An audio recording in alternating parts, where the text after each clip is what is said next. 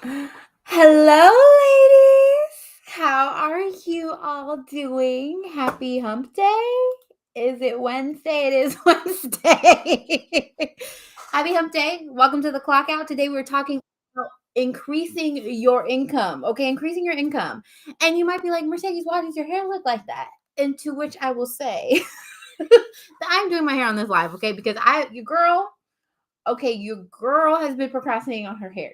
And your girl is almost to the point where she's about to say, you know what? I can't record videos like this. So I was like, and a couple days ago, I asked my mom, I was like, Mommy, do you want to sit on live with me while I do my hair? Because I need some motivation to get this hair done. All right, so we are talking about increasing your income. So if you are here and you're in a space where you're like, I need to increase my income, whether that's just inflation, you have some goals this year that you want to pay for. For me, my journey and my goal has been to reach a place of feeling financially free, feeling that I can be in a place where I don't need to depend on anybody else for a paycheck. And that's where I have been. So for me, that means building wealth. For me, that means one day eventually becoming financially independent, where work is optionable. Where work is optional for me. And so that is why I've been creating a lot of things in my life and my business and whatever, making strategic moves to really start to build that wealth. So if you're here, let me know, say hello in the comments. I would love to know why you're here. If you are here, I do want to know, like, are you more interested in building income at work? Are you more or increasing your income at work? Or are you more interested in increasing your income like in business or outside of work? I just kind of want to get a sense of who's in the room. We're going to talk about both, but I would love to know. So welcome in. As we start, I always like to do an introduction. If you are new here, my name is Mercedes Swan. If you missed it, I am doing my hair on this live because I have been procrastinating about my hair. Thank you. Not sponsored, but thank you, Sacred. And thank you, Camille Rose. Okay. Oh, and Urban Naturals is in here. Okay. Urban Naturals. or excuse me, Urban Hydration. Okay. But essentially, I host the clock out weekdays at 6 p.m. I talk about different topics that the beautiful Black women in my community want to address, different things that we have going on, different topics around career and business. And so today, again, like I said, we are talking about income. Now, before we get started, like I said, I would love to know what you're here and what you're most interested to learn today. But I would really appreciate if you like and share. Hello. I think you said sup. Hey, Misty Paws. But if you are here, it really means a lot. And it also helps this live to get pushed out to more individuals. So if you're watching, please make sure you like this. If you're on TikTok, the more likes, the better. The more likes, the more they push it out. The more that you share this, they push it out. Same thing on, now you can only like it once on YouTube and LinkedIn, but your likes really does help this live get pushed out to more individuals, and also comment to be engaged, right? So welcome on in. So I'm gonna start right now. Okay, I'm starting. But if you are new here, my name is Mercedes Swan. I'm the Career Love Coach. I'm here to help Black women basically build a business and a career that helps them live their ideal lives, right? Like, and also in a way that helps us feel fulfilled and love what we do, and all of those warm, fluffy, exciting things that I think a lot of times Black women just do not have. Like, we just think like, okay, Black women, we just got to deal with whatever. We got to deal with the racism. We got to deal with the discrimination. We got to deal with the toxic bosses. And I'm not really about that. Okay. I think that we should deserve to just be able to show up at work as ourselves. Okay. Without all of that other stuff. Okay. I'm going to look at this. Oh, okay. There's some interesting stuff going on in the comments. Okay. So anyway, I might address that. I might not. Who knows? We'll see how I'm feeling. But all of that being said, like, tell me who you are in the comments. I would love to say hello. Okay, we have a business. Hey, Nicole. Hey. So we have a business here looking to learn more about business. So I am going to actually start off with career stuff, just because I feel like there are really two options in career stuff that really help. Yeah. I always love this. Okay. So I got to dry my hair off because somebody's like, only Black woman. Yeah, only Black woman. I don't know what that means. You're welcome. Yeah, you can call me racist if you want to. So my space is for Black women. So if that is a problem for you, you can head out. I can block you, whatever works best for you. Now, I have clients. I have beautiful Hispanic women in my community that I work with. I have Afro Latino women that I work with. I love me some Hispanic women, okay? But this space is safe. It's meant to be a safe space for Black women. So one of the things that's not going to work for me is you calling me racist because I'm doing that. So if that's a problem with you, you can go ahead and head out west, okay? You let me know what you're trying to do. You let me know what we're working with over there. I am unhinged and I don't have time for it.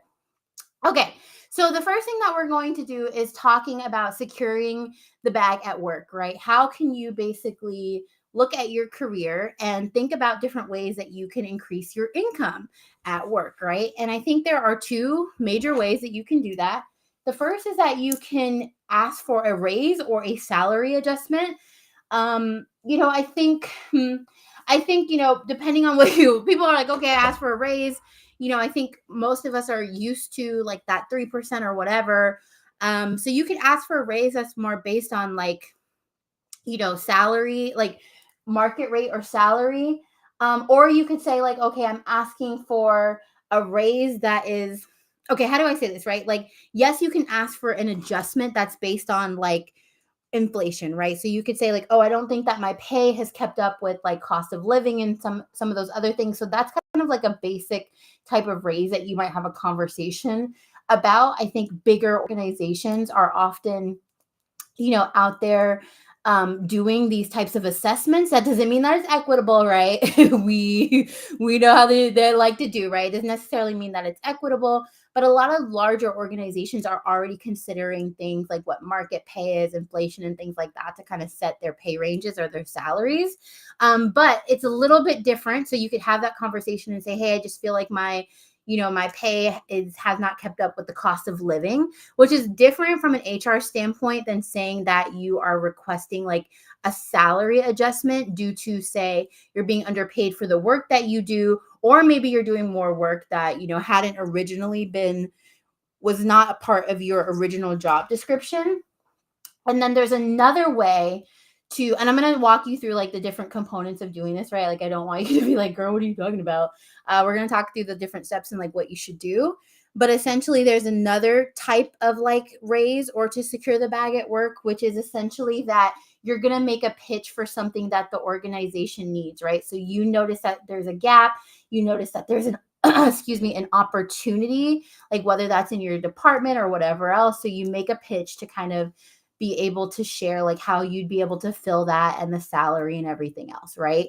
We're going to talk about like the perils of some of this sometimes because we'll talk about it. So if you were here and you feel you are currently underpaid for the work that you're doing right now, you need to look at a couple things, right? This is again in goal, and the goal is to increase your salary, right? Where you are.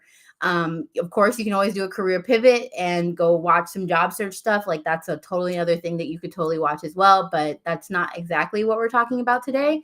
But essentially, so let's say you're like, okay, I know that I'm underpaid. We're not talking about inequities. Ooh, okay. I could talk about this for a while. Okay, so let's say, it's not necessarily that you're paid inequitably. Like maybe there are other individuals at your organization that you feel like you're paid, comparable, or maybe you're the only one in your type of position. We're not talking about the inequities right now, but I'll talk about that in just a minute because that is a little bit more that's a little bit more sensitive. Okay, so if you feel like you're being underpaid, the first thing that you want to do is get the data, right? So how do you know that you're being underpaid? And a big part about this, particularly with me being an HR professional, is that if you are going into salary negotiations or asking for a raise and your whole thing is coming from like you feel that you're underpaid but you don't have any duties, like you're going to be dismissed, like not dismissed, like not fired, dismissed. Like people are not going to listen to you because they feel like you're making this as a baseless piece, right? And so for HR, we cannot pay people based on how they feel they should be paid, right? We need to have a reason as to why they should be paid a particular way, right? And so that's why you need to come at this from a data standpoint. So I want you to look at data. The place that I go is PayScale to go look at what salary data is. You could also just go look at job boards and see what their pay ranges are or for what they're posting, right? That's going to give you a sense of what the market rate is. Some people, oh, hey, I don't know how to, is it Jeffa? Hello, Queen. Welcome in. I'm sorry. Please tell me how to say your name correctly. Oh, and thank you, B, for sharing the live. Welcome back. Good to see you. Okay. Okay, so what was I saying? Yeah, so I was saying like basically you're going to need to go out into the world and find proof that you were underpaid in some way, shape, or form. And that's so important for being able to have this conversation, right? Because if they just feel like you're making this decision based on your feelings, your salary request is not, it's not going to be listened to. Nobody's going to pay attention to what you're saying, right? That's just, it really is the way that it is. So after you go do that market research, you're going to want to come up with a range. I do not recommend going in with like a hard number because then you have less flexibility to negotiate. And then for instance, if you say a range, like, and I don't mean that, I honestly, the way that I did this, I requested a range. Okay. ONET. Okay, somebody on LinkedIn. Okay, I haven't been on ONET before, so somebody on LinkedIn also recommended ONET as a possible solution. What I don't want you all doing is like going like, okay, I hate salary.com because I just feel like people go on there and say anything, and I hate Glassdoor. And as an HR professional, I hate putting on my HR hat too much. But I do feel like people consistently will just like not know how to calculate their salary, right? And they will just get crazy numbers. Like I've had people like want to argue or yell at me about me like not paying them correctly when they just sorry, they don't know math. Okay, so I'm just saying that like anyway, so just look at things and like understand a range. So what I would do is I would get a range, right? So when this happened to me in my career, I was still early career. I had took on a lot of the knowledge skills, I learned a lot of knowledge and skills, and I took on a lot of duties, right? But then as I think in many ways I don't think this was necessarily like this was not like a how do you put this, like it wasn't a malicious thing, like I don't even think it was intentional. I'm just the type of person that I like learning and I want to do stuff, and I genuinely like the work that I do, like in human resources or diversity, equity, inclusion. So I would go and like find more work. But also at the same time, like I'm providing that, hey Danny, welcome into the live. Oh, I love your little emoji.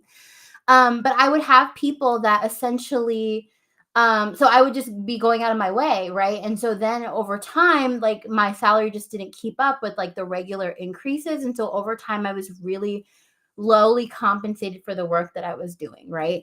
And so I had to go do that research, and I did build a case for this. So if you have not built a case, like there's not one particular format, and I probably at some point will make some kind of template for downloads or whatever for like building a case. But basically you want to build a case, like pretend like you're going to go make an argument, not like an argument, not a real argument, but pretend that you are going to go convince somebody else as to why you are underpaid or you need this pay adjustment.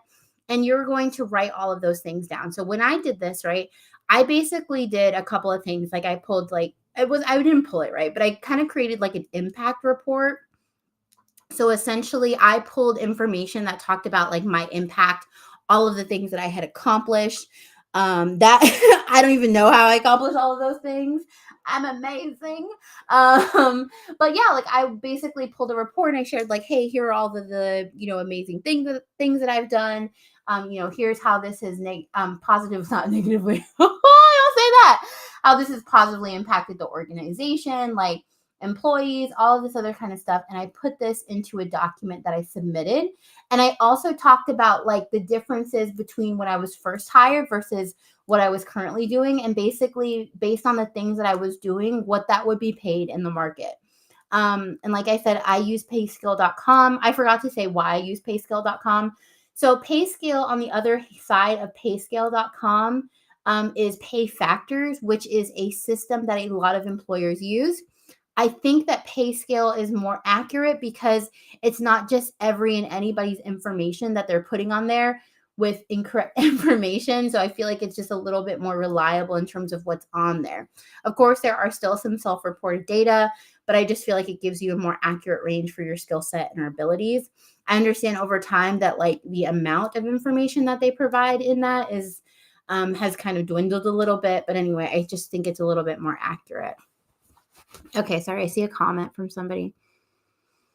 I have no idea what you're talking about. Sorry, I'm talking and now I'm talking all over myself. Okay, so that is the first case. And then you want to submit that case. I don't recommend submitting a case just in writing. I honestly recommend having a sit down. So if you like, let's say you have maybe you have weekly check-ins or maybe it's quarterly check-ins with your supervisor, like make sure you create that case beforehand, make sure you're ready to send it over exactly after that meeting. Hey Lily, welcome, good to see you today. But just make sure that you have it in writing and you have all of those things. So again, the impact and like the differences between what you've been doing, and then talk about the salary for the work that you have been doing or you feel like you should be paid for, how you're underpaid. And like you want to have a conversation about it. Like I don't think it does anybody good to like have their supervisor or whoever they're submitting their salary like react to that in a silo, because then we don't like at the time when we're talking to them, then they've had time to prepare, talk to whoever they need to talk to. And I feel like then you don't really get like a genuine response, especially like if your manager is not over the whole department or they're not like in charge of the budget. Like a lot of the times they're not the ones who actually make that decision. And then they have to kind of go out, on a limb to basically say like, oh, I think this person should get that salary range, blah, blah, blah. And so I feel like if you talk to your supervisor in person about, your desires and why, then they're not already building a case before you get to talk with them. And that way, when they go to talk to the other individual at hand, whether that's the department chair, or not the department chair, like the head of the department, or essentially like somebody higher up in the chain, then they have the information from you already to have that conversation. So that is my 10 out of 10 advice on like how to have these types of conversations. Yeah. So somebody said, am I in college? No, I'm not in college. I will take that to say that I don't look 30. Thank you. Sheesh. Yeah, I'm not in college. I have 8 years of HR experience and I turned 30 last year. Yeah, thank you. That's a compliment. Hey y'all, welcome in on TikTok. I see you all joining. Hey Tiffany. Okay, so that's the case, right? So you're basically going to have a meeting, you're going to talk about like, your interests and why you feel like this is important, how you're committed to this work, and talk about your impacts, and then also talk about like your what you discovered when you were kind of looking at your compensation ranges, right? And that will allow you to open up the conversation and basically also share that this is like research-based information that will help them be able to make a decision, right? So then they can go do their own research. They can go pull their own numbers and kind of compare that to what you have. But also you're just not going in there saying like, I think I should just be paid more, right? You know what you're negotiating now and you have a range that you feel like is fair. Okay. Hey, Nurse Danny. Okay, so sorry. Okay. So I get that you all have like lots of different things that you all want to talk about. I'm not really talking about political stuff today. I'm talking about diversity, equity, inclusion tomorrow and what that means. So potentially there will be time to ask some of those questions tomorrow, but I'm just not doing it today. I'm protecting my peace, so I'm ignoring those comments. Okay. So this is the first piece where you feel like you need a raise for an adjustment. Now, let's say that maybe you truly do know that you're at the top of your salary range, right? Like maybe, okay, I see this question here. Y'all are so funny in these comments. I'm coming back to the question about HR. I promise I will as soon as I stop talking about this. But yeah, I could talk about HR forever. So I'm going to do the pitch first and then I'm going to come back. Okay. So for the secure the bag at work, the other part that you can look at is to create a pitch where it is that you see a gap or something that you could fulfill in the organization that's not yet been fulfilled, but also would be high value. So what I find is that some people will make a pitch and like that pitch is not going to be helpful for the organization, right? Like it's low value, right? And so somebody's not going to be like, oh, that sounds like an exciting reason to like pay you more. Okay. So what a pitch is, it's a case too. You're going to do some of the similar things, like what are you doing now? What has been your impact? What are your strengths? Like what do you do well, right? Because you need to like position yourself as being the right person for that, because what you don't want to do is pitch a position and they're like, oh my gosh, this is so great, but I think somebody else would be better for this. Wow, that's not the goal. We want you to be able to get that promotion.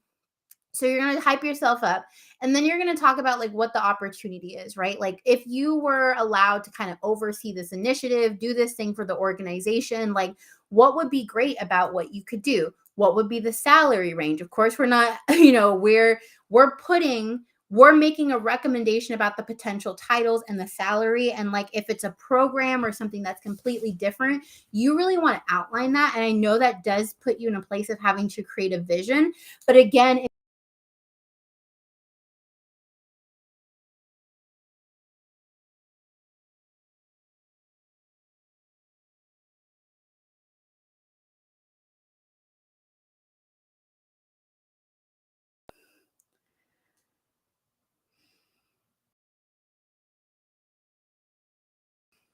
okay, sorry y'all. I think I lost connection, so I'm back now.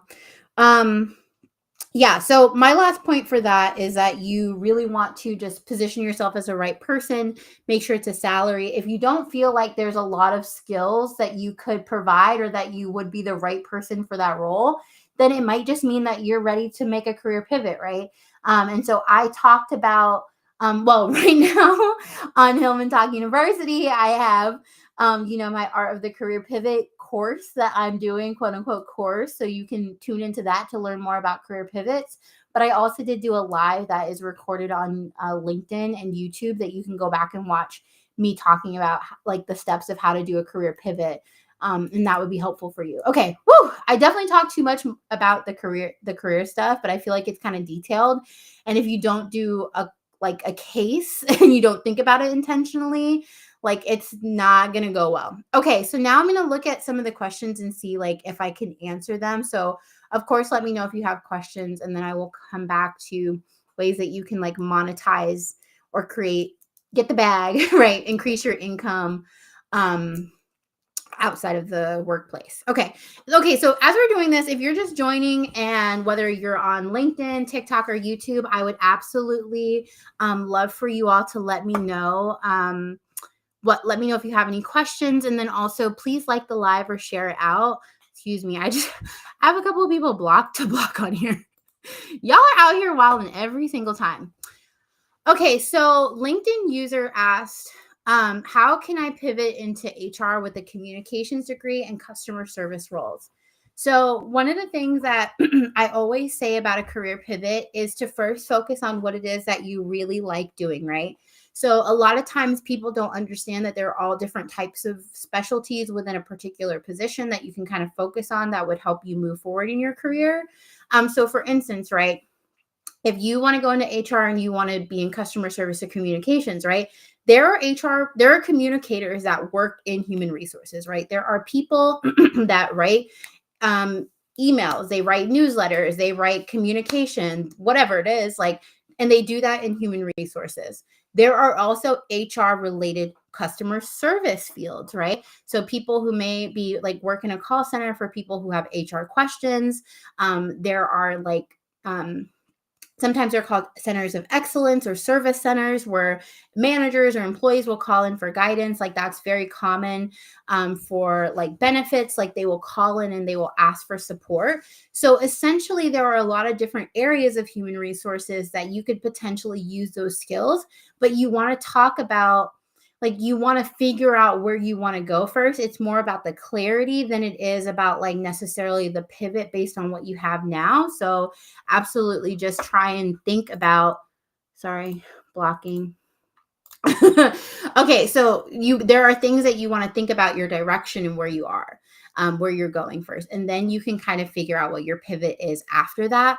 And then you want to take this time to say, okay, based on what I know about my skill set today and where I'm going, like how do I align those things? So again, if you were saying, "Oh, I'm going to do employee communications," like, okay, what have I done in my communications role to communicate with employees? How do I only talk about that skill set? How do I only talk about that experience? And that is going to help you. Okay, so recruitment, right? So yes, there are service centers with recruiters.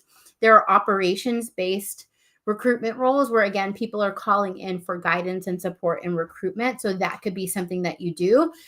There are like communications teams for recruitment, so if organizations are big enough, sometimes they have people who do like employer branding and they need communication with helping to advertise or share information about jobs. So it's just there's a variety of different roles, so I would just think about like, okay, how do I package my skills into that based on what I've got. Oh, sorry, Sarah. I'm so sorry that I missed you on TikTok. I'm just talking over here. So if you're saying like I truly want to go into a recruitment role, you are going to have to think about like how a recruiter works. So for instance, like a recruiter is right reaching out to candidates, they are communicating with candidates, they are updating candidates, they are meeting with hiring managers, they are moving candidates through a process, right? So potentially in your customer service role, do you follow a process? Maybe it's like a customer success process that would be similar of how you move a client through, right? So not a client, like a customer through would be the same way you might move an employee through. So there are a lot of different ways to think about like what it is. You just have to kind of get clear on how you align what you're currently doing with the next role. Okay, y'all out here wilding on YouTube talking about how much is a two-strand truth. I no. Okay, so y'all can't afford this because for me to want to do somebody else's hair, astronomical, astronomical. Okay. Hey, Frizzle Fry said I told you I'd join the next stream. Hey, Frizzle Fry, welcome in. Good to see you. Okay.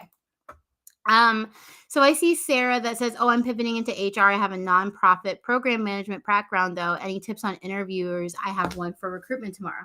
Yeah. So for recruitment, this ain't what the live is talking about, but I'll come back. So for recruitment, right? That's the same thing that I just described. Like, what is the process for recruitment, and how do you talk about the process that you have? Now, some people actually think so. For instance, as a recruitment manager, I was overseeing a recruitment program. So it was a particular program that was designed to hire a certain type of people. In this case, it was executive recruiters, right? And so I actually created a program for recruitment. I would do education. I would go out and teach people. I would basically help them with their recruitment. So it's just different ways to think about it. But yeah, program management is absolutely a transferable skill. And so what I would say if you're prepping for an interview is that I would if you're prepping for an interview for tomorrow, I would make sure you go through the job description and make sure that you have something that is comparable, right? So if somebody said, "Oh, I need to know that you can write a job posting," and maybe you're a program manager, you've never written a job posting, but have you written like external communication that was needed to, if you're a nonprofit, like maybe you had to do that for fundraisers, maybe you had to attract fundraisers, maybe that's something else that you can transfer. Like I'm trying to attract candidates, right? So there's just be creative with it. Okay. Okay, so a lot of call center experience. So if it's call center experience, I would say probably like I don't want you to necessarily think about the like fastest pivot, but I want you to think about like what would be a comparable role in recruitment for that. And again, it would probably be recruitment in a center where people are calling in for HR guidance or advice, right? Okay, cool. Okay, let me take a drink really quick, and I'm gonna come back.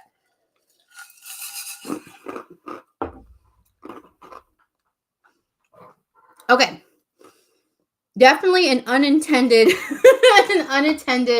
little what is that called? Rabbit hole side quest about human resources, but that's okay. I always love HR questions. So I'm going to talk about securing the bag outside of work, different ways that you can supplement yourself, whether that's a full-time business, just doing things here or there. But before I do that, I do want to just take a moment to invite you to join me for my Black Woman Bliss webinar. So if you're new here, you don't know me, my whole thing is supporting Black women as they pursue careers and businesses that they really love. Like I'm not here for just the clocking in for the paycheck, just securing the bag. I'm here for it to be like fulfilling and things that we actually really like doing. And so I'm hosting a webinar that's talking about basically my journey with this. So like how I built my business, how I scaled my career, how I did all the things I'm talking to you about today. So if you want to join me, you can scan the QR code below or the one up here, or you can go to my profile. So if you're on TikTok, you can't find this link anywhere here. You have to go to my profile to click. It's free to register. Go ahead and do that. If you are on LinkedIn or YouTube, it is in the description, so you can like join me there, and I would love to see you there. Okay. All right. I got some weird people in the comments, and everybody's getting blocked. Everybody's getting blocked. Other than this person that's like, you're beautiful. Thank you. I appreciate that. Please don't say anything weird, okay? Because some of y'all are saying some weird stuff down there. Oh gosh. Okay. All right. So now let's get into. Oops, I want to hide that. Okay, so let me go back to make sure I have the right thing so you know what we're talking about today. We are talking about increasing your income. Okay, so now if this is outside of work, right? And now if you missed the career stuff, just go back and watch it. It'll be recorded. Okay. But now I'm going to talk about like monetizing your talents. And of course, there are a couple of ways to do that. So we have monetizing your talents like with one-on-one service-based businesses.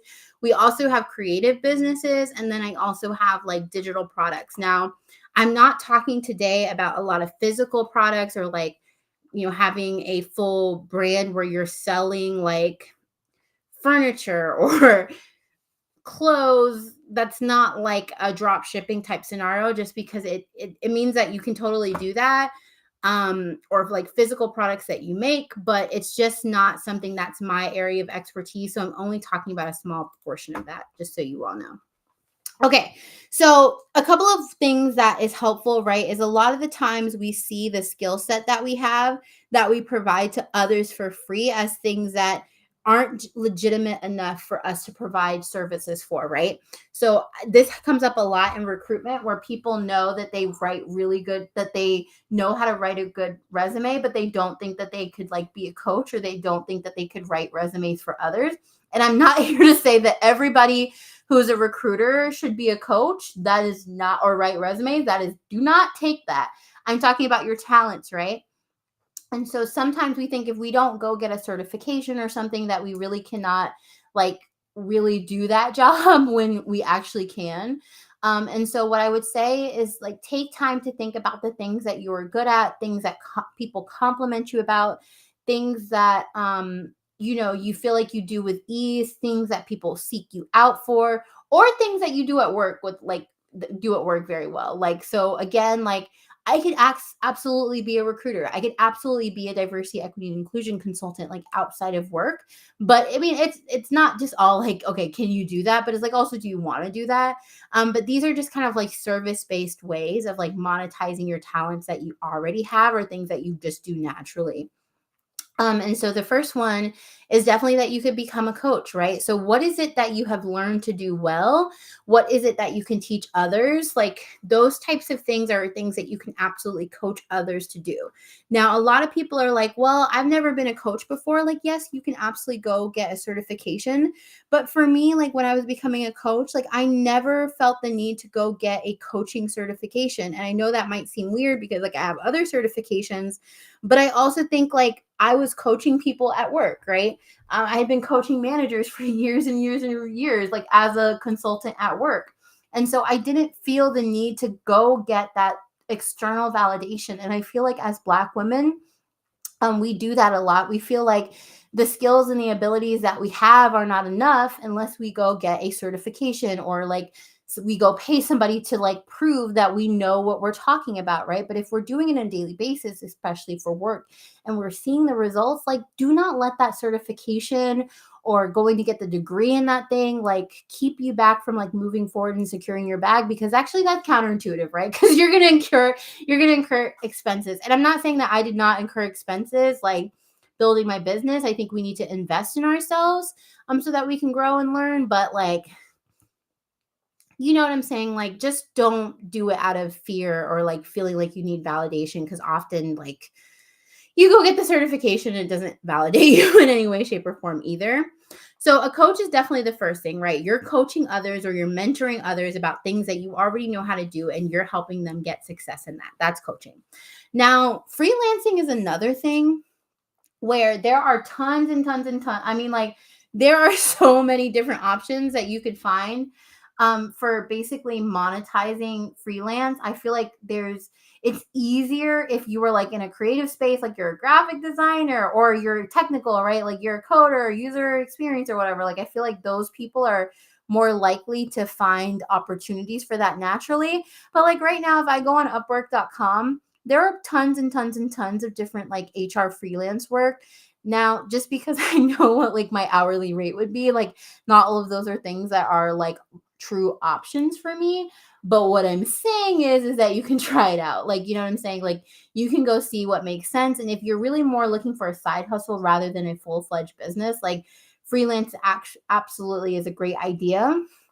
And also, if you are like a senior, like if you are more senior level in your position, like let's say you're a director or you're a manager, you could actually go and look at like fractional services, right? So these are roles where you're not full time, you're just providing fractional or services part of the time to kind of meet that need for them. And this is like much more common in like smaller organizations, right? So technically, I am a fractional HR director for my mom's organization, the company that she runs. Oh, I'm out of hair. Okay, well all right, that took longer than it was supposed to, but I kind of like it. Y'all like it? Somebody in the comments said worst hair ever. That's anti-black. Get off this live. Okay. I'm making sure I don't miss any questions or anything on LinkedIn. So yeah, if you're still with me, let me know if you have ever considered being a coach. Let me know if you've ever considered doing freelance work or like consulting or anything like that. Yeah, let your girl know. Woo! Okay. So the last part is consulting, which consulting can have. Oh, that is very sweet. Thank you. I'm finally home so I can comment. I hate my job, so I've launched my VA business. That's what I'm talking about. Okay, we're doing it. Services. Okay, that's really an interesting thing because yes, there are a lot of. I don't know if I would call like would I put VA under fractional work, but it's like there are a lot of like executive assistants, virtual assistants who basically provide a service to other individuals. It's not like a full-time thing where they're working for them full-time, which gives you like the ability to do that outside of work or like yeah, in just a way that's more flexible, especially if you have a full-time job if you're trying to quit. But yeah, so that could be a thing too, right? Like you're using your services in administration, so it's application option. Okay. Oh my goodness. I don't know. I feel like, I don't know. Okay. So, you know what? I will just say that must just mean, hello, thanks for the live, BMN. Hi. I will just say that just must mean that my live is just getting more in front of more people because these comments just every day that I get on are just more wild and more wild. Okay. So the last thing in here is consulting, right? So your ability to like provide guidance to somebody else, right? So consulting is often like going in and helping people do things better. Like a lot of times consultants will do some type of audit or they'll do some type of review that helps them to better understand like, okay, what's going on in your business or what's going on in your team or your department. So for instance, if I did human resources consulting, right, like I might go into that organization and say, oh, okay, you need to do better with recruitment. Like I want to find like, okay, I want to do better with recruitment. Okay, so let me do an assessment. Like, what are you doing in recruitment right now? What could you do better? Like, what are your goals? And then at the end of the day, like, I would go in and probably provide them a recommendation. And of course, I charge some fee, right, for providing that consultation, right? So it is not the nice thing about, I guess the difference here is coaching is kind of working one-on-one for like some individuals, like, advancement or growth, right? Freelancing is kind of like doing the thing for them, right? They're paying you to do it on their behalf. And consulting is like, hey, I'm not going to do this. I'm not going to implement, but I'm going to kind of help you do this better based on my knowledge. Like, hello, Frizz Fry. And so, Bluck, I don't know if I'm saying your name, so I'm sorry if I'm not. So, me being a coach, I think if I was a gym coach, maybe, but not so sure about other fields. I mean, yeah, you could definitely be a gym coach. Like, I've gotten a personal trainer. I didn't have a good experience, but that doesn't mean that there are not personal trainers out there that would be good. Ask your question, Frizzle, right? You can always ask your questions. So, oop, I'm losing my hair. What did I do with it? Okay, what was I saying? Yeah. But yeah, there's plenty of people who do coaching as, they're a fitness coach or whatever outside of work or whatever, like, or full time, whatever. All of those things work. Okay, so now we're going to talk about creative roles. I'm definitely running low on time, but that's okay. I definitely went in a little bit more about the career and answer some questions. So, of course, always feel welcome to ask whatever questions you have. Okay, so these are more about, you're so sweet. I got the girlies in the comments. So Nicole's like, y'all, if you haven't worked with Mercedes, you are missing out. That's so sweet. I'm gonna just sit here and cry. If you want to get started on working with me, you better attend this webinar. You will learn. You will learn some things. Okay. So the next thing that we're going to talk about is kind of creative ways to kind of monetize, what you do, what you know, whatever. And so these are things that are hobbies, right? And I'm not going to be the one to tell you like, hey, monetize your hobby, right? Because some of us need the hobby to like, for reprieve from the paycheck, right? So I don't want you to like start monetizing something that's like some sacred gift to you. So for instance, what I do, well, I do my nails a lot. That's a hobby, something that I love doing. Like you will see me doing my nails and stuff. And it's absolutely not something that I will ever monetize. Like you will never see me going to go get a nail license to do other people's nails. I don't even want to do family or friends nails. Like, no, it's something that is like a I don't want to call it sacred, but like it's a special self-care routine for me that like I'm just not going to do for others, right? So don't, keep those things to yourself, right? But what are some things that you're good at? Like for instance, like if you were an artist, maybe you can get some prints out there, or maybe you can do stickers. Like there are a lot of different ways that you can really like grow, like you can monetize your creative hobbies or sell. Like one of the things that I used to do is I would sell if I made anything. So this when I was in college, if I made anything that I wore, like I made a lot of scarves, I would give them to friends, I wear them myself, whatever. I would put them on Etsy so they could either buy things that I made that were more of an experiment that maybe I didn't want to keep. But I also sold patterns as well. So that's like a digital product. And hopefully I'll have enough time before I have to get off this live to talk about digital products. But like that's something that you can do. Or you can sell them through other like third-party websites like Mercari.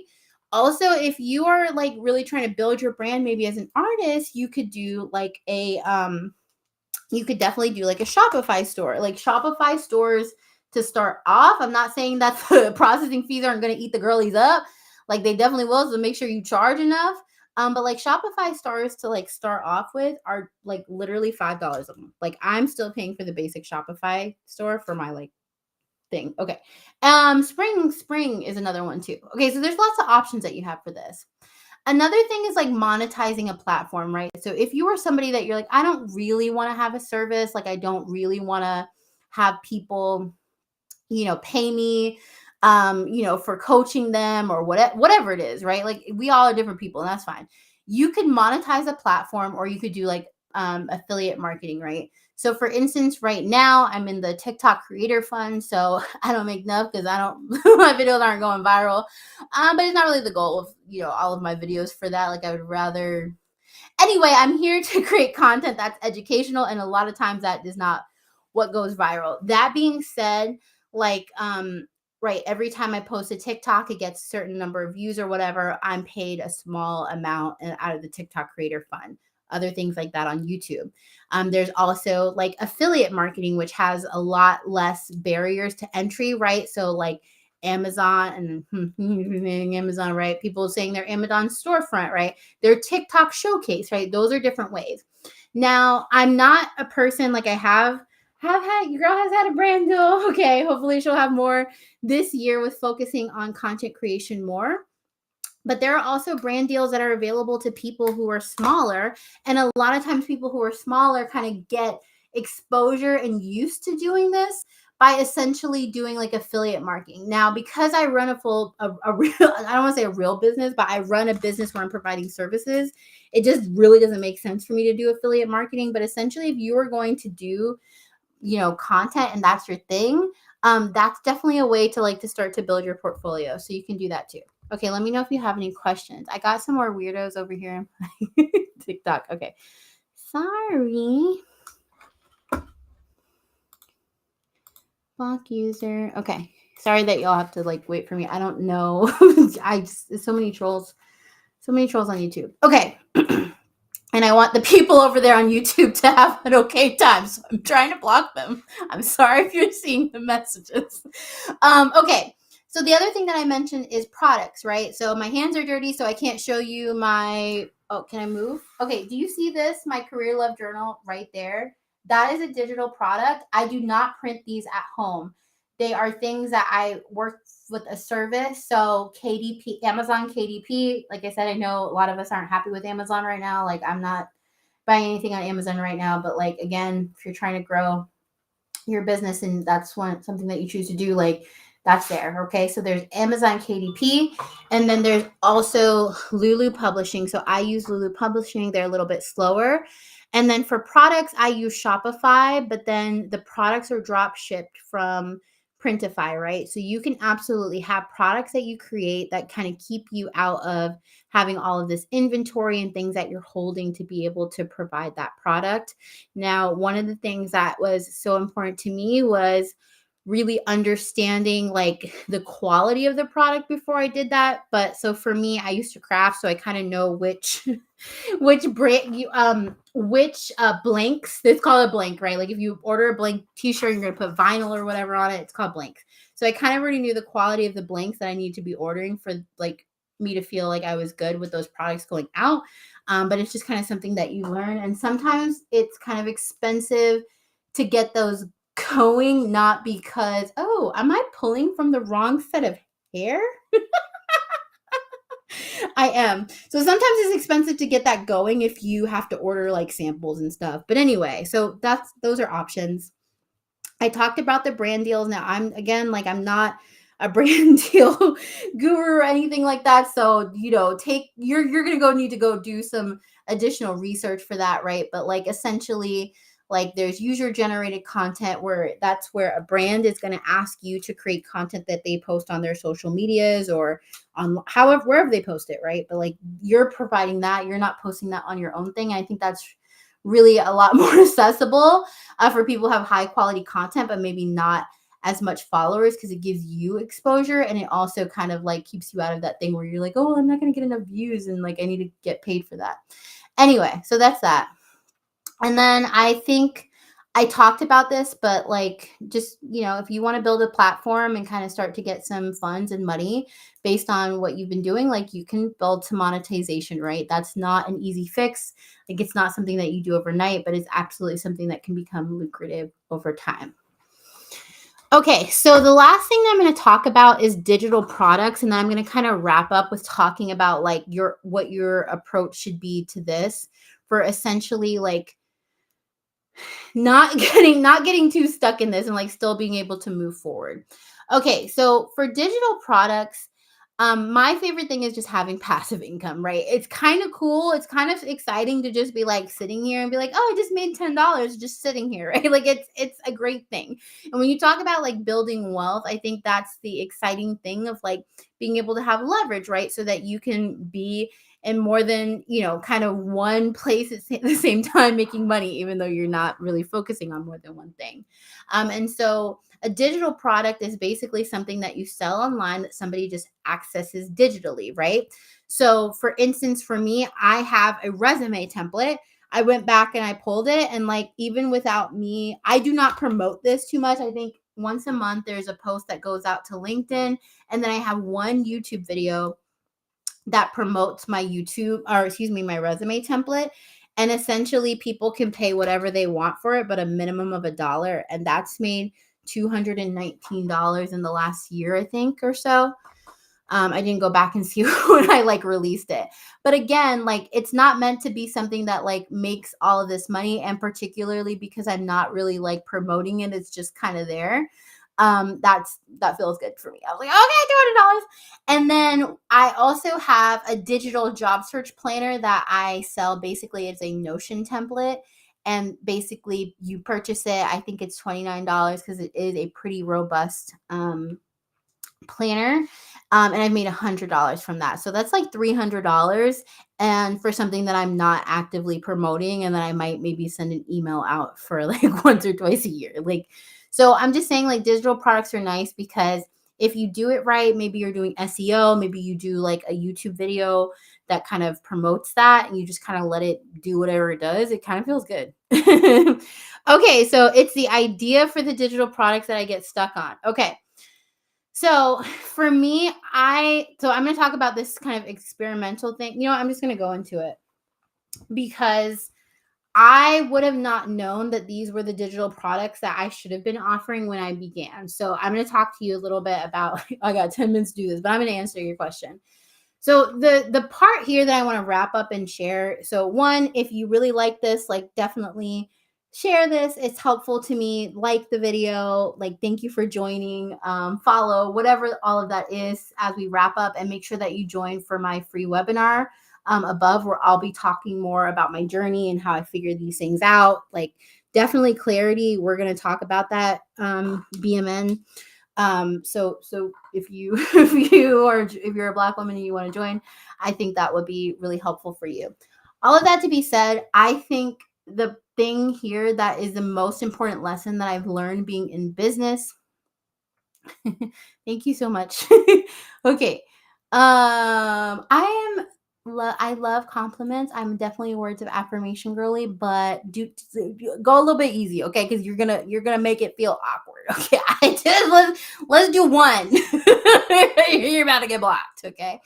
Okay, so let's say this. So business is really an experimentation. Like I know that there's a lot of books out there that will tell you like, oh, if you just follow this methodology, you do this one thing and like everything's going to open up for you and it's all going to be perfect. And I would say like, yeah, I'm sure there are some people out there that everything that they did just like happened overnight and it was perfect. That is not the truth for most of us. What happens is that we learn by experimentation, we learn by failing.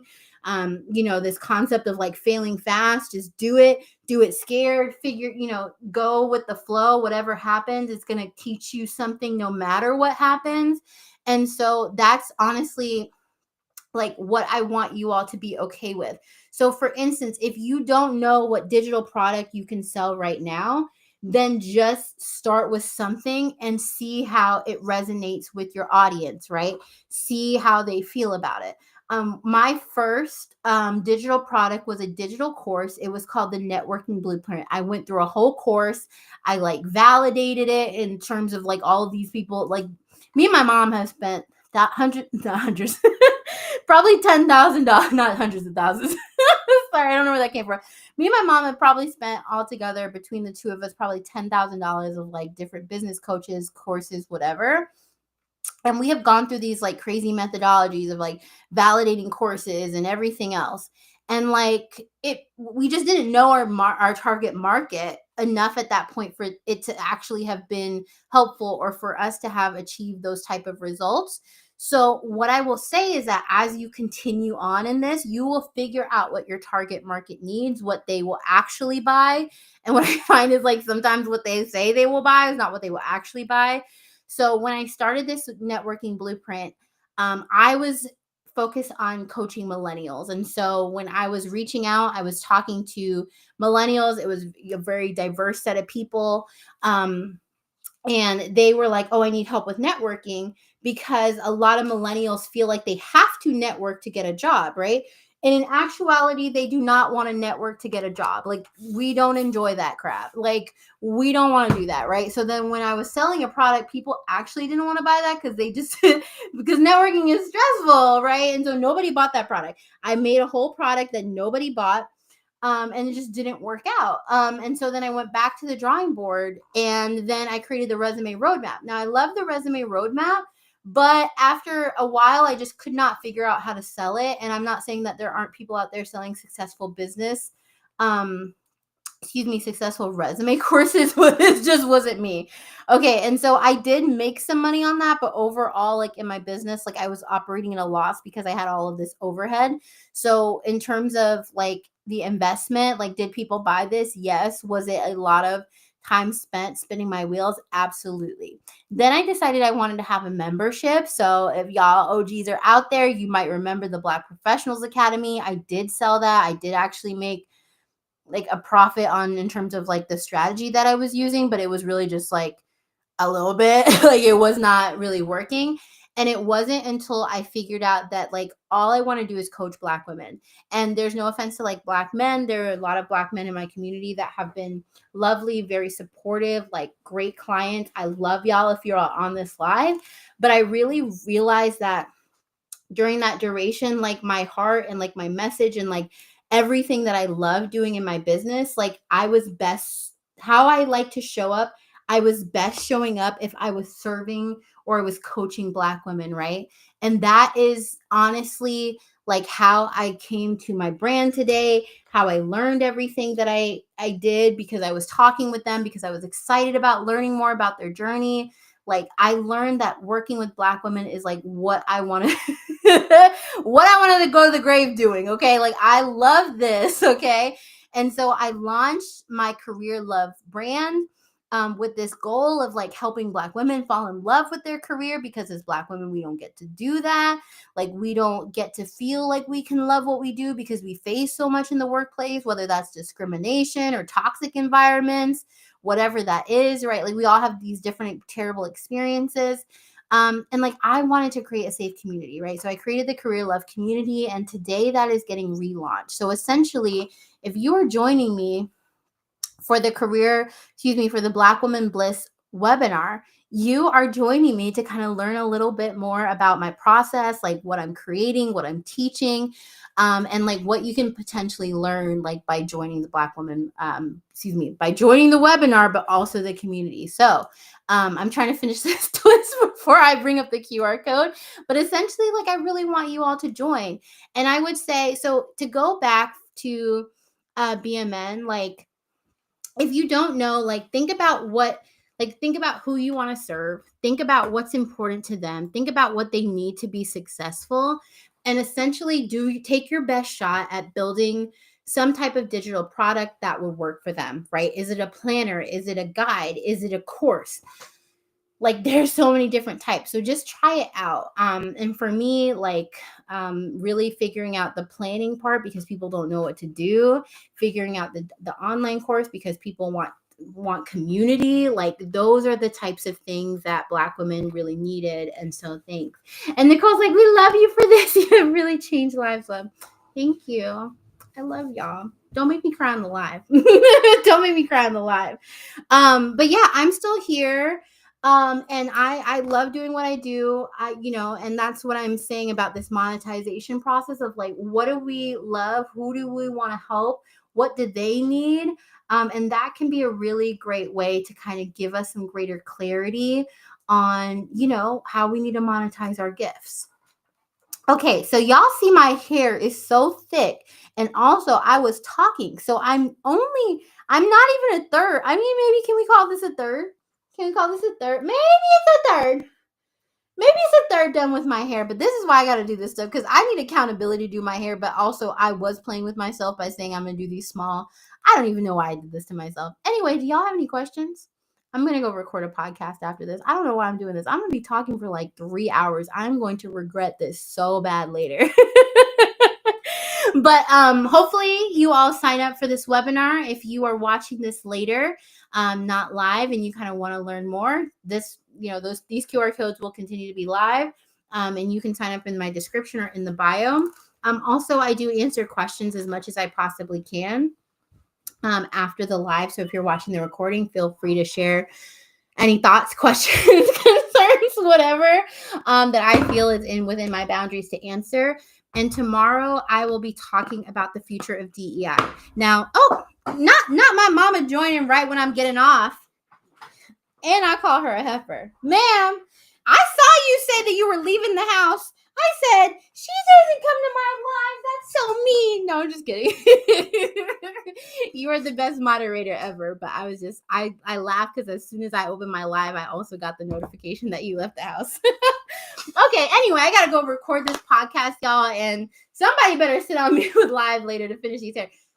It looks so good. Okay, all right. Love y'all. I'll see you later. Bye. Mwah. Yes, signed up. Sign up for the webinar. There's a QR code. Okay, love you. Bye.